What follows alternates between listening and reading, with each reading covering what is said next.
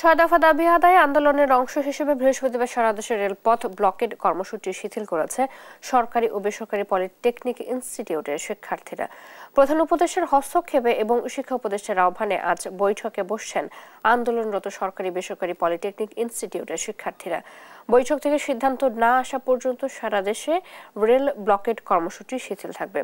বৃহস্পতিবার ভোর 4টার দিকে ভিডিও বার্তায় একথা জানান কারিগরি ছাত্র আন্দোলন বাংলাদেশের কেন্দ্রীয় প্রতিনিধি মাশফিক ইসলাম এবং জুবায়ের পাটোয়ারি। ভিডিও বার্তায় মাশফিক ইসলাম বলেন, বৈঠকে 6 দফা সহ অন্যান্য বিষয় নিয়ে চূড়ান্ত সিদ্ধান্ত হবে।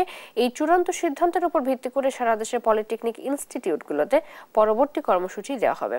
বৈঠক চলাকালীন পলিটেকনিক ইনস্টিটিউটগুলোতে কর্মসূচি স্থগিত থাকবে, তবে কখন বৈঠক শুরু হবে তা জানাননি শিক্ষার্থীরা।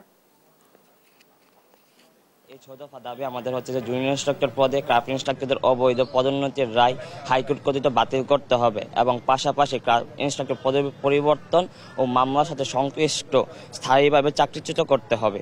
2 নম্বর দাবি হচ্ছে আমাদের ডিপ্লোমা ইন ইঞ্জিনিয়ারিং কোর্সে যে কোনো বয়সে ভর্তির সুযোগ বাতিল করতে হবে এবং উন্নত বিশ্বের আদলে 4 বছর মেয়াদী মানসম্পন্ন কারিকুলাম নিশ্চিত করে একাডেমিক কার্যক্রম পরিবর্তে প্রবিধান থেকে চালু করতে হবে সম্পূর্ণ ইংলিশ মিডিয়ামে।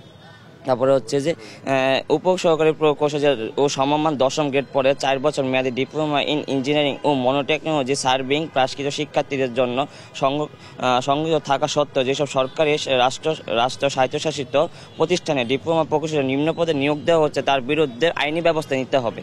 এটা কারিগরি শিক্ষার্থীদের প্রাণের 6 দফা দাবি, এটাকে কোনোভাবে আমরা বিতর্কিত হতে দিব না। আমরা সরকার পক্ষকে যথাসম্ভব সহযোগিতা করব এবং আমরা যেভাবে রাজপথে শক্ত অবস্থান ধরে রেখেছি সে শক্ত অবস্থানও পাশাপাশি ধরে রাখবো।